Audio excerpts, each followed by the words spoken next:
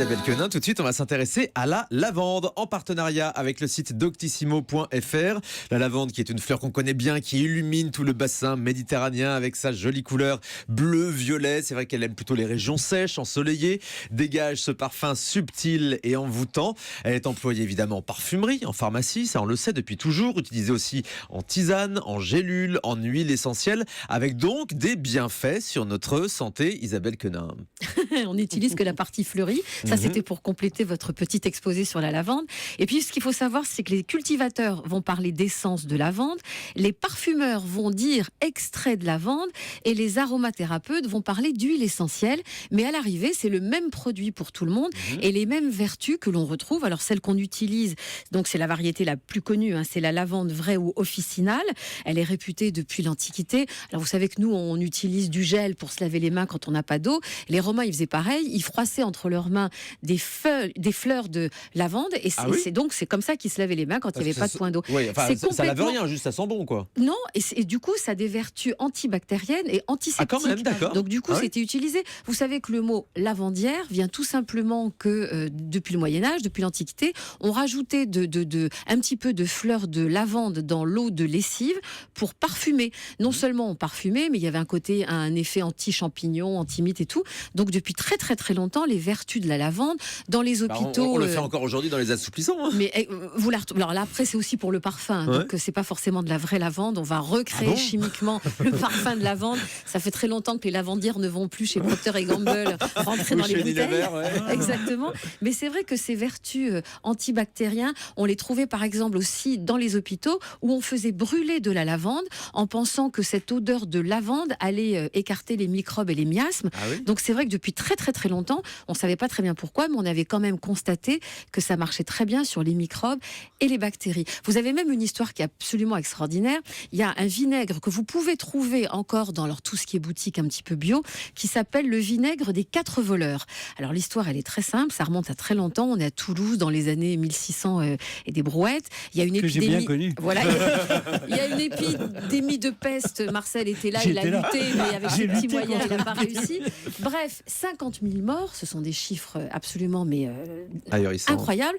Et on se rend compte, on arrête 4 voleurs qui, eux, détroussaient les cadavres et qui, alors, ils se font arrêter, on les arrête, on les juge, on les condamne et on leur dit, on vous gracie si vous nous expliquez comment vous, qui avez détroussé tous ces cadavres, vous n'avez jamais été contaminé.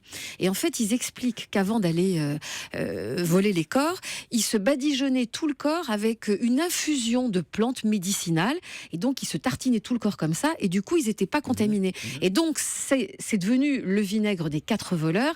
Et dans le vinaigre des 4 voleurs, le premier composant, c'est quoi ? C'est la lavande. Alors, il y a de la lavande, de l'amande poivrée, de thym et sauge. Et vous pouvez trouver ce vinaigre des 4 voleurs qui sert, vous savez, pour les frictions. C'est typiquement remède grand-mère. C'est parfaitement sain. Et c'est drôle parce que le premier composant, c'est la lavande. Et vous connaissez ça, docteur Ichouf ? Je connaissais ça simplement pour lutter contre la peste. J'ai bien peur que la lavande ne suffit pas. Et d'ailleurs, en 1670, quand j'y étais, j'avais effectivement utilisé la lavande.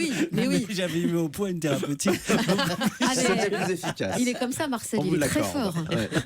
Alors, ce qu'il faut savoir, là, quand même, c'est que depuis 20 ans, il y a des chercheurs qui se sont intéressés à certaines substances extraites de la lavande. Je parle du limonèle ou encore de l'alcool périlylique. Et ils sont en train de faire des tests dessus depuis une vingtaine d'années parce qu'ils se sont rendus compte que ces 2 substances pourraient être utiles dans la prévention de certains cancers. Donc vraiment, je vous disais tout à l'heure que la lavande, c'est le couteau suisse.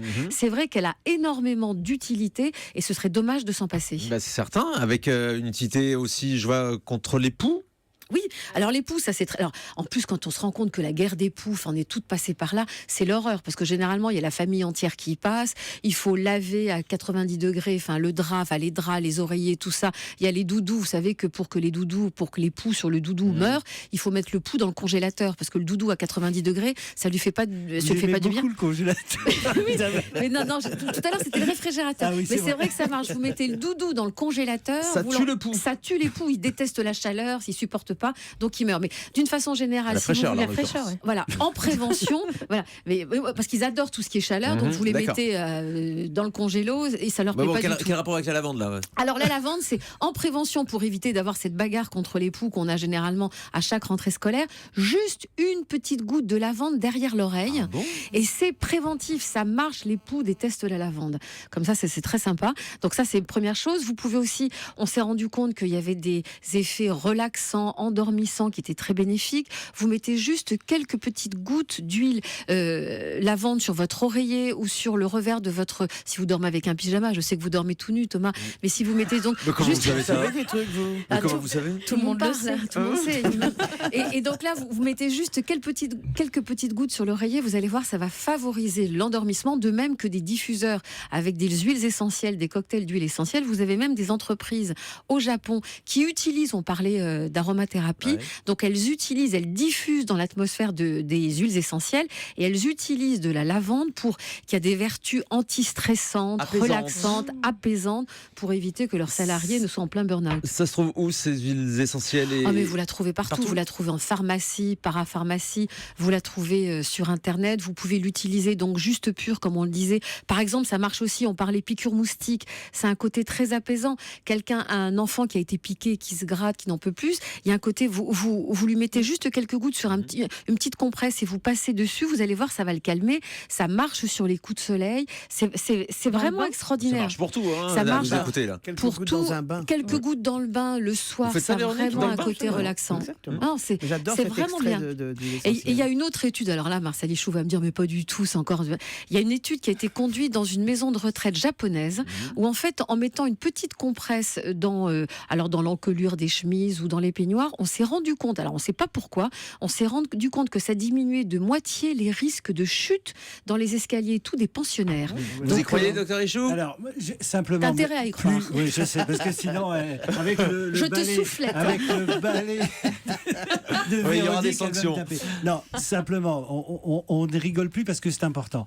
Ce que dit Isabelle, c'est vrai sur les huiles essentielles, etc. Mais ça a un petit effet. Et ce qu'il ne faudrait pas croire, parce que j'ai toujours, tous les jours, des gens qui viennent et qui se sont soignés avec des huiles essentielles alors que on n'était plus à ce niveau-là et qu'il fallait utiliser, par exemple, des antibiotiques, des antihistaminiques. Alors, oui, il y a des effets, mais ne pas confondre un effet avec une solution thérapeutique, parce que là, on est vraiment dans des risques majeurs. Là, je pense que tout le monde a bien compris qu'on ne parlait pas de maladie, mais qu'on parlait peut-être d'une gêne ou d'un inconfort créé par une piqûre de moustique ou un coup de soleil. Les gens confondent souvent, et il y a plein de gens maintenant qui se soignent avec des huiles essentielles alors qu'ils ont des maladies. Parce que nous, ce que l'on sait n'est pas forcément connu des gens qui nous écoutent. Donc c'est important de faire cette distinction.